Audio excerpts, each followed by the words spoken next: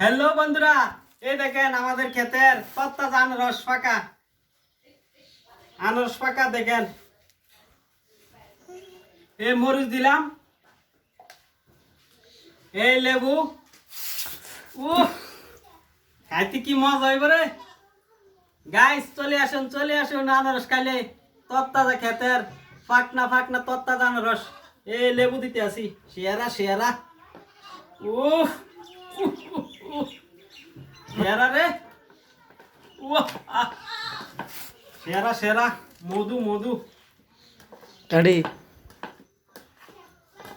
মধু